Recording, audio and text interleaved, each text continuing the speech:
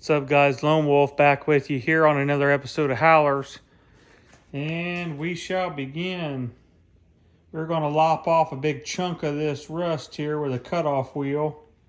And then we will start fine-tuning and fitting the lower corner. The idea here is to get off as much of that as you can without cutting too much off. And then we're going to run a bolt, and that bolt hole right there, yes, it's Chinese Harbor Freight C10. We're going to line that bolt hole up with that bolt hole there with a bolt, and then we're going to trace out our line. We do not cut the exact trace line. We cut short of that and fit it up to it. So yes, you're seeing rust. Not to worry about that. We'll handle that after these corners are welded in. So stay tuned here. I'll get you another video after we lop off a big chunk of this rust. So stay tuned. Okay, guys, we're going to document what we're doing here. So we got the back of the fender cut off and rust treated. We are now getting ready to cut the patch panel to fit. So you had two spot welds down here that we had to grind off, just like on a door skin on a car. You grind the lip off and you'll bend the new patch panel over with glue on it. We are not going to weld down low here. We are going to glue with some high tensile strength JB weld. Not only is it better for rust resistance, but it's stronger a lot of times in welding. And then we will tack weld along this seam right here. Tack weld along this seam right here. We got to drill a hole down low here on this patch panel to match that hole right there. As you can see here, it's you want to save as much of the fender as possible, so we went to where the rust stopped and we cut out just enough to cover the area that was damaged. Folks, that is Rust-Oleum rust dissolver and a little acid brush. It works wonders.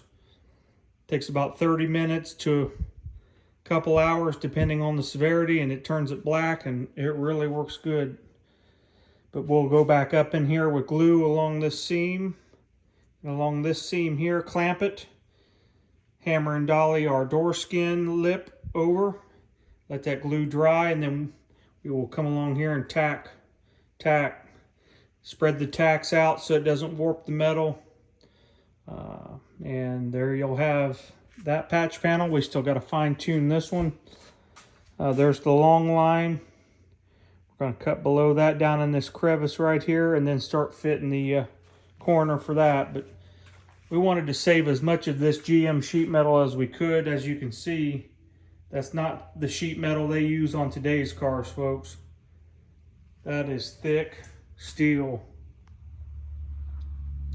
And this stuff today is paper thin. So, all right, thanks for following along with us, and we'll give you an update once we have the patch panel work done, and we'll move on to the next fender. See you guys. All right, phase one of installing this back patch panel.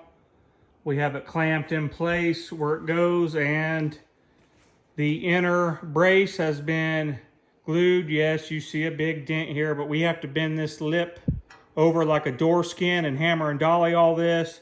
Yes, there's going to be body work done all over this seam here once it's welded up. We may even insert a sleeve back behind our gap there for welding, just to have a backer and to help seal up the backside there. But we've got it glued at the bottom where it goes. Trusty old JB Weld steel reinforced structural adhesive, good for almost 6,000 psi. Don't be afraid to use it, folks. And then we've got to bend that lip over right there. And you'll see up there, we did a bunch of rust work there. That'll be all glue right there, and we'll pinch it off with the door skin style, hem style right here that gets bent over just like the factory to match this edge right here. As you can see, we got a nice line here. And again, don't be overly concerned about denting your Chinese steel. Number one, it's half as thick as it should be, and you're going to be beating on that with a hammer and dolly anyways, and then putting some mud on this bottom half to make it nice. So we're getting there, folks. We're fine-tuning the front corner. Right here it is. It'll go up there something like that. But we elected to fix the fenders that were on this truck, because I can tell you right now, if these patch panels fit as crappy as they do from Taiwan, I'm not putting a Taiwan fender on this truck. It already is bad enough that this stuff is not wide enough or cut exactly to fit like it should, and you've got to modify it. So folks, if you're going to be doing one of these C10 trucks, save as much GM sheet metal as you can and just cut out the rust that you need to cut out. And again, I'll show you this fender here. It is in rough shape, but there again, this side, for some reason, when you buy them, comes with a lot more panel. So we're going to delete this, make it Wi-Fi and Bluetooth. And then again, we're going to do the same thing we did over on that fender, down on this fender. So folks, we thank you for tuning in, and stay tuned. I'll give you another peek at this fender here when we got it all welded up and got the door skin bent over, and we've got the front corner fitting and tacked in, and it'll be ready for epoxy primer. Thanks.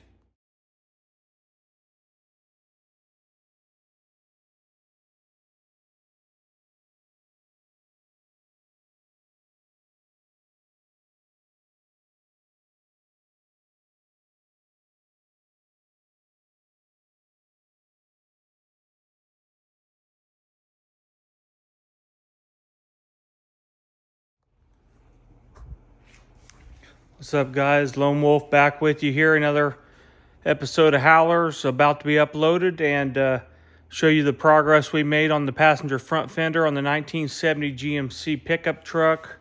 We have both patch panels installed. We have the acid wash on the back side of the fender done. Folks, it's got a heat index right now here in Indiana over 100 degrees. That's entirely too hot to put our coating on the fender. So I want to show you what we're going to get into this week of the evening when it's cooled down. But we are going to do the entire backside of this fender panel with this Eastwood Rust Encapsulator matte black. We do brush it on, and so what we're going to do here is we're going to scuff with the red Scotch-Brite all the rest of the backside of this fender, and then brush on. You'll see the seam sealer, and this is panel bond to give it some rigidity.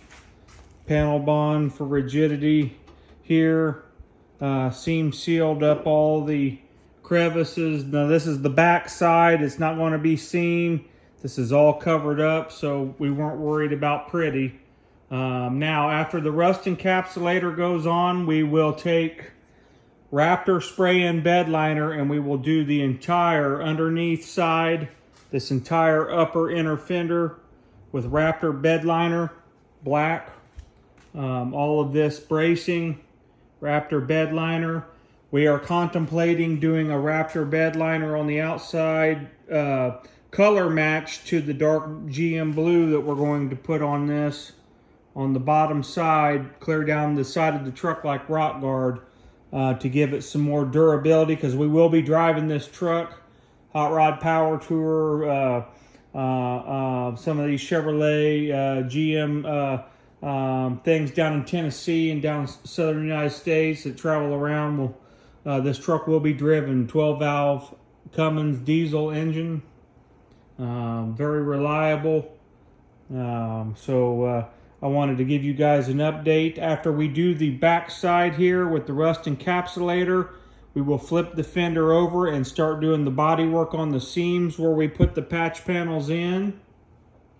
And then we will acid wash the big rust spot on top. You've seen it in prior videos. Once that's done, we'll feather it all down and epoxy primer the entire outside of the fender. And then we will begin on the other fender, which is under that tarp.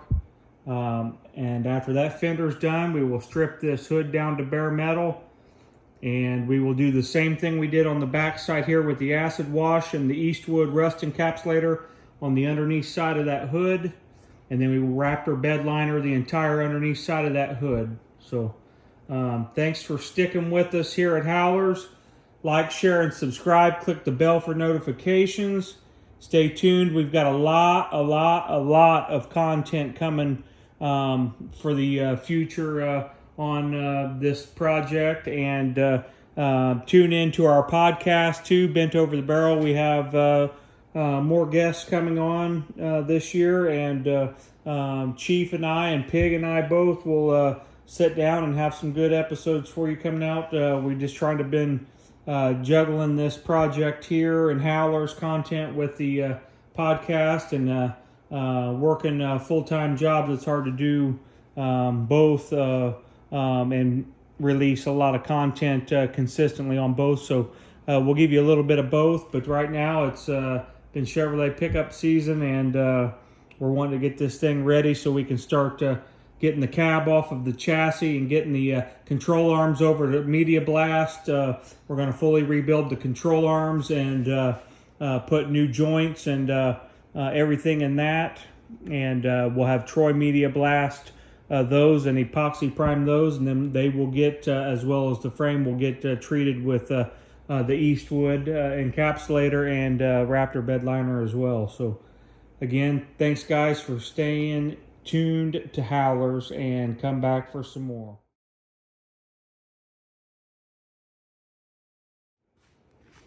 Okay guys, Lone Wolf Howlers went ahead and got this done tonight.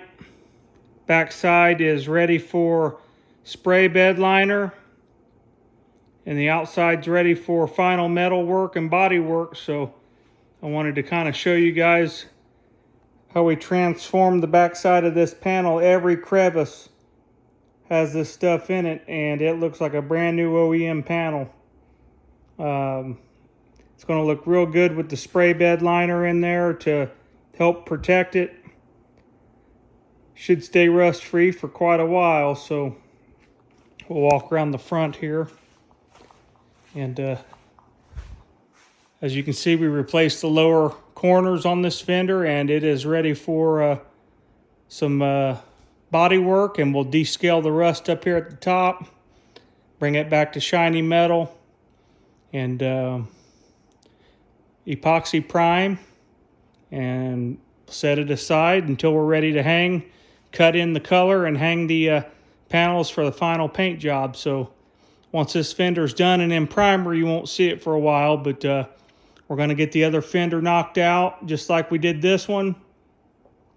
Not an easy job, guys, if you don't know what you're doing or have never done it before or been around sheet metal work, especially when you're working with Taiwan panels that are not cut to fit.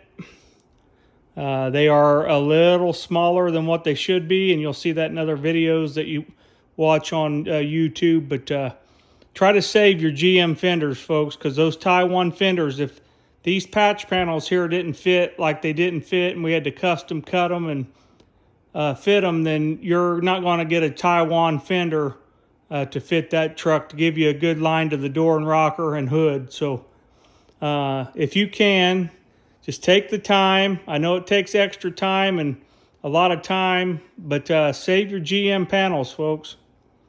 And stay tuned. Next video we have for you won't be boring you with another fender restoration. That'll be exactly like we did this one. It'll be on that hood right there. We have some chemical stripper. We're going to strip that down to bare metal. Then we'll do like we did on the back side, on the underneath side of that hood, and then bed liner both fenders in the hood at the same time. So thanks for tuning in to Howlers, Project H, 1970 GMC C15 pickup truck. 12-valve Cummins is going to be delivered into the summertime. We'll start tearing down that 1997 Dodge Ram, getting the motor and the NV45 5-speed transmission out of it for this truck. Then after that, we will start working on the frame and the chassis, and we'll move on into the cab after that. So stay tuned, guys.